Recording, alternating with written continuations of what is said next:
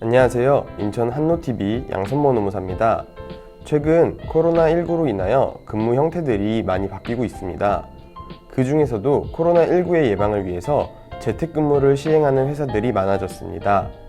최근에 상담을 진행하면 잘못된 재택근무 시행으로 사용자와 근로자들의 갈등이 발생하는 경우가 정말 많아지고 있다고 생각합니다. 그래서 준비한 이번 주제는 재택근무 도입에 관한 가이드라인입니다. 우선 재택근무 제도는 어떻게 도입해야 하는지 알아보겠습니다. 코로나19 이전에도 재택근무를 상시로 혹은 수시로 실시하던 회사가 있을 것이고, 코로나19 이후 질병의 예방과 확산을 방지하기 위하여 재택근무를 도입하여 실시하기 시작한 회사도 있을 것입니다. 코로나19 이전에도 재택근무를 실시하던 회사의 경우에는 보통 근로계약서, 취업규칙 및 단체협약 등의 재택근무를 하는 업무나 재택근무에 따른 근로조건 등이 규정되어 있기 때문에 큰 문제가 없습니다. 그러나 코로나19 사태로 재택근무 제도를 급하게 도입한 사업장에서는 근로자의 동의가 있었는지 여부, 취업규칙 등을 변경할 필요가 있는지 여부 등에 관해 많은 분쟁이 발생하고 있습니다. 우선 첫 번째로 근로자의 동의가 필요한지에 대해 알아보겠습니다. 재택근무라는 것은 근로계약상의 근무 장소에 대한 변경을 수반하게 됩니다.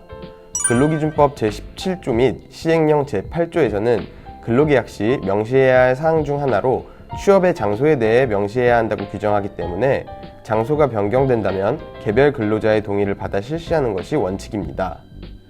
다만 근무 장소가 수시로 변경되는 것이 불가피한 사업장의 경우 근로계약서상 근무 장소에 대해서 사용자가 지정하는 장소로 표기한다거나 업무의 특성이나 환경에 따라 근무 장소가 변동될 수 있음에 동의한다는 취지로 표기해 놓는 경우도 있습니다. 이 경우 근로자의 별도 동의가 없이도 재택근무가 실시될 수도 있겠지만 향후 노사 간의 분쟁을 피하기 위하여 개별 동의나 합의가 있는 것이 더욱 바람직하다고 생각됩니다.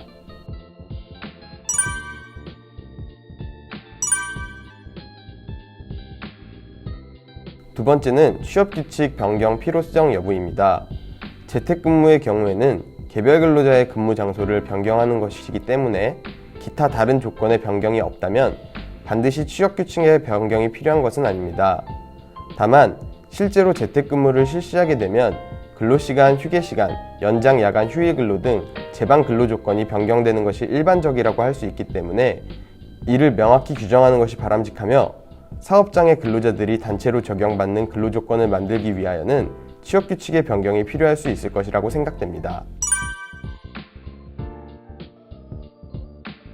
세 번째는 재택근무 시의 근로조건 변경에 관한 내용입니다. 재택근무의 경우에도 근태, 근무시간, 휴게시간, 휴가 등에 관하여는 통상의 근로와 마찬가지로 근로계약서나 취업규칙에 따른 근로조건이 적용됩니다. 따라서 사용자의 승인 없이 근무 장소를 벗어나거나 사적인 용무를 하는 것은 복무 규정에 위반될 수 있으며, 근로자가 휴가를 사용한 경우에는 자택에 머물고 있다고 하더라도 사용자가 근로 제공을 요구할 수 없습니다. 연장 야간 근로가 이루어지는 경우에도 마찬가지로 연장 야간 근로수당을 지급해야 합니다. 다만 사용자로서는 연장 야간 근로의 확인이 어렵기 때문에 재택근무를 시행하기 이전에 연장 야간 근로에 대한 사항에 대해서 합의라던가 사전 신청 제도 등을 도입하여 적절하게 운영하는 것이 바람직할 것입니다. 식대나 차량 유류비의 경우도 실제 지출 여부와 관계없이 고정적으로 지급되었던 경우에는 재택근무 여부와 관계없이 동일하게 지급되어야 할 것이며, 실제 지출이 있는 근로자에게 그 금액만큼의 식대 등을 지급한 경우에는 지급 의무가 없습니다. 오늘은 재택근무 시행과 관련한 문제들에 대해 말씀드렸습니다.